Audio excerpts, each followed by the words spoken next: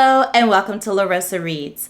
I'm Denise LaRosa and today I am sharing all of the books that I read in the month of April. Let's talk books.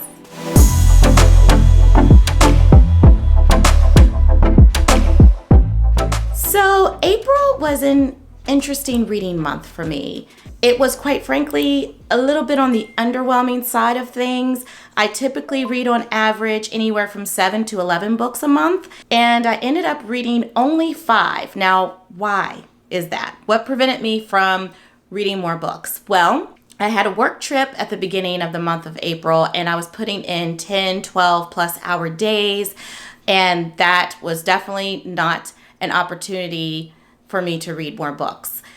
I also just had a very big reading slump, to be honest with you. I don't know if I'd say it's big, but it was one of my first reading slumps that I've had since being a booktuber, and I'm just learning to go with the flow. I ended up not reading a lot of the books that I had planned on reading. Yes, it was a little disappointing. However, I'm just taking the moment as it comes, and I'm really trying to focus on enjoying the books that I do get to read. So, without any further ado, let's dive in. I absolutely adore Nikki Giovanni, and reading her poetry, her collection of poetry, Make Me Rain, in April was just what I needed.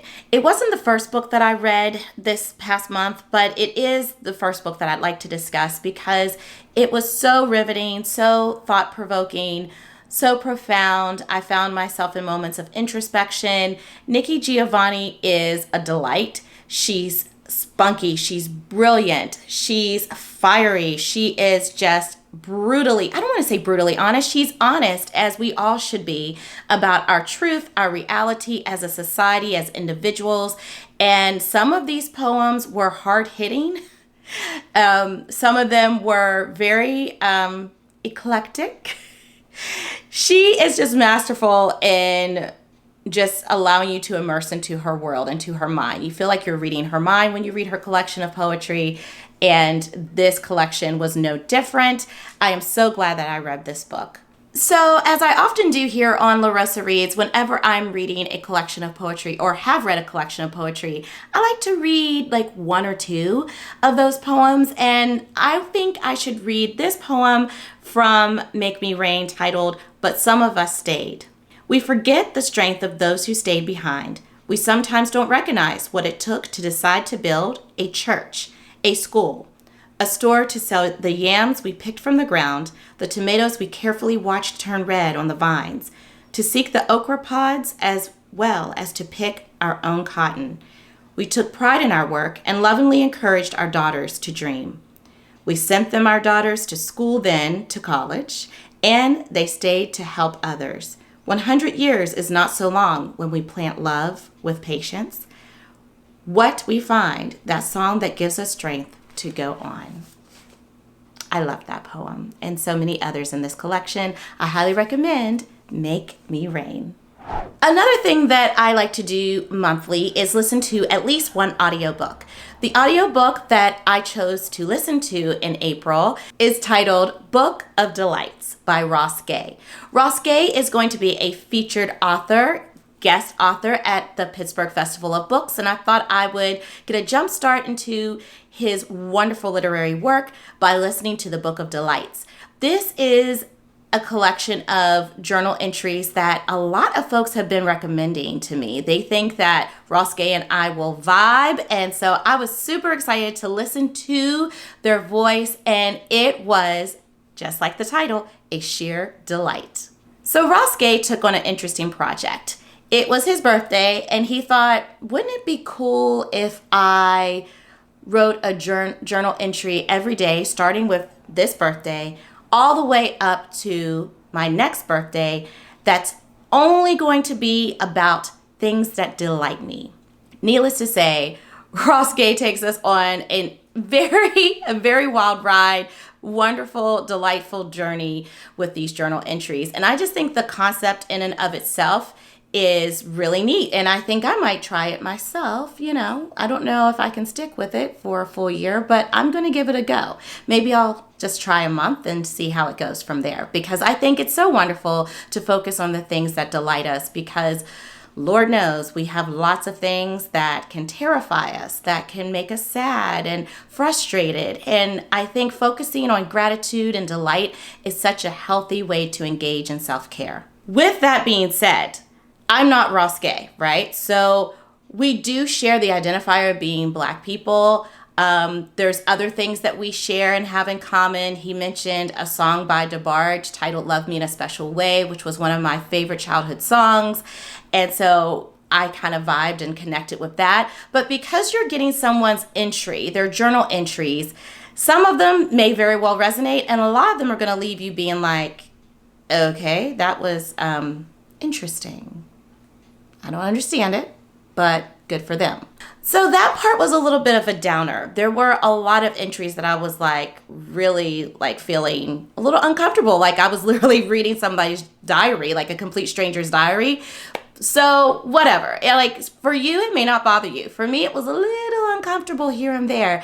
But I must say, all in all, it was a fun time reading or listening to the Book of Delights. The first book that I read in the month of April was A. Marie's Book Club's March selection for the book club, and I was a little late to the party, but I got there by reading An Autobiography of Skin, a debut novel by Lakeisha Carr. First of all, my favorite color is purple. This cover is just absolutely stunning. It just made me so curious and excited to read this book. It's also a book that I purchased at my pal's book haul adventure. So it has a lot of memories for me. And yeah, it's one of those books that you buy and you feel special and you have a special connection to. Now, let's talk about what's inside the book. So we are following the lived experiences, moments in time from 3 Black women. And these 3 Black women are interconnected. Their lives are interconnected. They live in Texas. And you find out as the story progresses how those lives are interconnected, although you never see the 3 characters interacting with one another. The first character was my favorite. So it's kind of like 3 short stories, but one of the things that kind of irked me about this book is that the first story, if you will, was the one that I wish was the longest, and it was super duper short. And then there was one that was kind of an average short story amount of pages, and then there was one that was incredibly long, and it was the one that I wanted to like get through the fastest. So the first woman that we follow is hilarious. She's in her late 50s, but she's also a sad figure.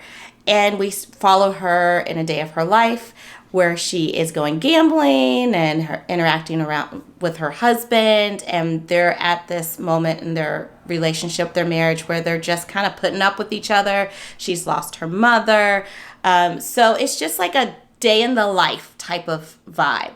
The second one was really wild and deeply emotional and disturbing. So that is about a woman who's, I believe, in her late 20s, early 30s, and is struggling with postpartum depression. She's also made a choice to be with a man who has a very unconventional job, career, but yet they're living the American dream, quote unquote. And then the final story is about a young woman who is at this house with her auntie's house, and she's there with her mom and her grandma and her auntie, and the main character and her grandmother can see ghosts. So, I love me some A. Marie. I love supporting debut authors, particularly Black authors or authors of color. It was a 3-star for me. The pacing just wasn't it for me. I wanted to know more about some characters that I didn't get a chance to learn more about, and then I just knew too much about others. I don't know what else to say about this book, other than I like the cover. Kind of sound like Aretha Franklin talking about, who was it? Taylor Swift, when she said gowns, beautiful gowns. I will say cover, beautiful cover. And then there was my NetGalley read of the month, American Mermaid by Julia Langbein. And oh my lordy, y'all. Okay, talk about beautiful covers. The cover's gorgeous, stunning, and what's inside is just really off the rails. And I loved it. It was a good off the rails experience. So you have a story within the story. We have Penelope, who is a high school English teacher at a Catholic school, making next to nothing. And she has a PhD. And so she feels like she's doing a noble job teaching, educating these young people. But yet she's deeply broke and a little miserable. I'm not saying I'm deeply broke and miserable being an educator myself, but there were some fun moments that teachers could relate to. Teachers of any school could relate to. So that was great. She ends up writing a book titled American Mermaid that unexpectedly takes off and becomes like a New York Times bestseller and gets adapted into a film. That causes her to be whisked away to LA and just thrown into the Hollywood lifestyle. She is traveling around with her agent. She has two screenwriters who are just really silly that are coaching her, talking her through rewriting, making the adjustments for American Mermaid, which is her baby. And she ends up going on these adventures in Hollywood, these Hollywood parties, and just doing some really silly, quirky things, while you're also reading excerpts of the book American Mermaid. That main character, Sylvia, who is the mermaid in American Mermaid, is a girl who's growing up living with a disability. She was adopted. And unbeknownst to her, she has this disability because she was once a mermaid.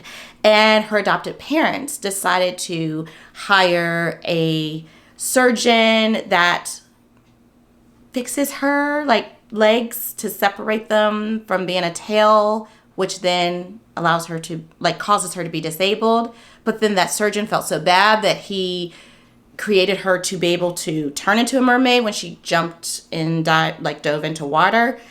I know it's sounding crazy. I don't want to tell you anymore. Just trust me when I say this book is so witty, so brilliantly written.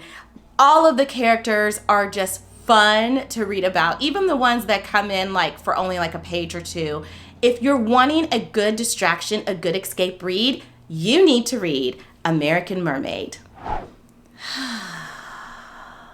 And I have saved the best for last. I promised y'all I'd see you on the street, and I am so glad I traveled and went on this excursion, y'all. I read The Street by Ann Petrie. So this is one of the 12 books that I plan to read that fall under the genre of classics by Black authors. Ann Petrie is the first Black female author to have sold over 1 million copies of her book, being this book, The Street. Our protagonist is a Black woman living in Harlem. She is married to a man and they live in Jamaica, Queens. They have a young boy by the name of Bub. Her husband is struggling finding a job, but Luddy ends up finding a job working as a maid/nanny for a wealthy white family in Connecticut. That forces her to travel and be away from home for months at a time, leaving her husband to be the main caregiver to their son. And he's without a job. So he's really going through some big emotions about all of this. She ends up being a single woman. I'm not going to give you spoilers into how that happens. And living with her father, who is a man who sells moonshine and makes a living in very illegal ways. And has a lot of women friends that float in and out of the house and live there for certain periods of time. She hates this lifestyle. She hates exposing Bub to this kind of life. She wants better for him, especially after she had a little taste of wealth being with that family in Connecticut. They really instilled in her, that experience instilled within her this drive, this desire this deep motivation to live the American dream, to make that happen for her and her son. And her mind becomes really focused solely on that, like constantly getting out of Harlem, living a better life, making money so that she and Bub can live their best lives. And so she wants to move out of her father's house and find a place of her own to live. So that leads her to this apartment complex in Harlem on 116th Street that is just busted and disgusted. It's a slum, and unfortunately, this is the best she can do for Bub. This is the best that a lot of Black folks during the 1940s can do for themselves and their family. And that's when this book takes place, in the 1940s. Oh my Lord. Let this be known that this book should be in the genre of thriller. I had no idea. I had my dear friend Amanda, who's been on LaRosa Reads quite a while ago, reading this book with me. I also did a buddy read with Selena. And so I had 3 of us reading this. And none of us knew this book was going to be scary. But boy, did we find out. It is a psychological thriller. And so there's these characters, these people around her that are peculiar, mysterious, creepy, like creepy creepertons. And every time you turn around, you're like, oh, no, Bub, don't let him in, Bub. Or like, no, don't get in that car, Lottie. Don't get in that car, Bill. You about to lose your life. And the ending,